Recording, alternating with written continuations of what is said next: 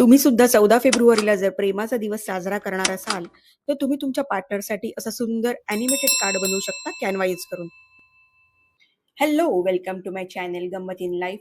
माझ्या चॅनलला जर सबस्क्राईब केलं नसेल, तर माझ्या गंमत इन लाईफ या चॅनलला जरूर सबस्क्राईब करा, व्हिडिओला लाईक करा, शेअर करा आणि कमेंट करायला विसरू नका. Thank you.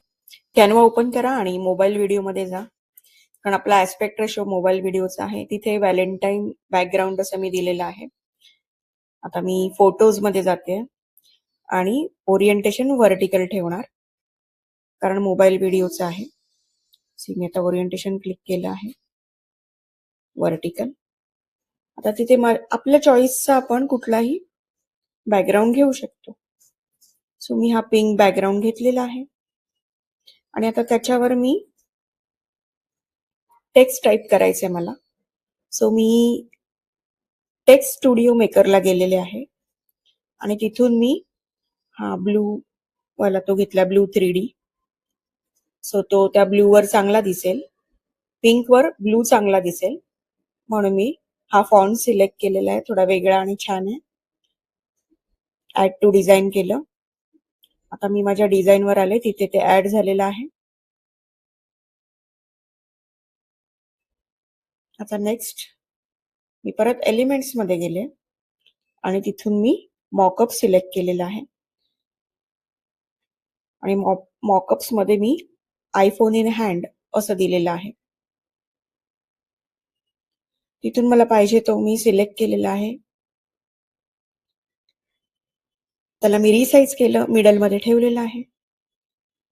आता याच्यासाठी मला आतमध्ये पिक्चर पाहिजे. तो आपल्याकडे असेल तो पिक्चर आपण ठेवू शकतो. मी पीपल मध्ये गेले, तिथून मी कुठलाही फोटो उचलेन आणि तिथे ठेवेन.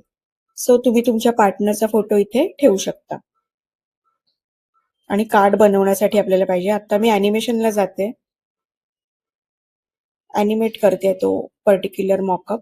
सो मी टंबल हे सिलेक्ट केलंय आणि आता व्हॅलेंटाईन्स डे हे लिहिलेलं आहे, त्याला पण मी ॲनिमेट करते सक्सेशनने. थोडी इंटेन्सिटी वाढवलेली आहे. ओके, आता हे माझं बेसिक झालेलं आहे. आता अजून काय करायचं इथे, तर मी पुन्हा एलिमेंट्सला जाऊन हार्ट असं देते आणि ग्राफिक्स मध्ये मी जाते. तिथे ॲनिमेटेड हार्ट घेणार मी. हा ॲनिमेटेड हार्टचा मी बलून घेतलेला आहे, सिलेक्ट केलेला आहे. आता त्याला मी ॲनिमेशन देणार. सो तिथे मी ॲनिमेशन देते त्याला. ओके, पण हे माझं ॲनिमेशन थोडं अपूर्ण राहिलं, म्हणून मी त्याला रिॲनिमेट करणार.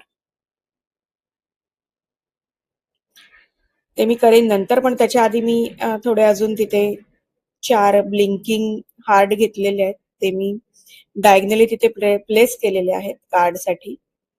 बघा, आता हा अर्धाच जातोय ना वरती, सो मला तो पूर्ण घालवायचा आहे वरती, म्हणून मी त्याला डिलीट पाथ करून रिॲनिमेट केलं. तो परत वर गेला. सो हे असं आपलं कार्ड तयार होऊ शकतं एकदम फ्री मध्ये.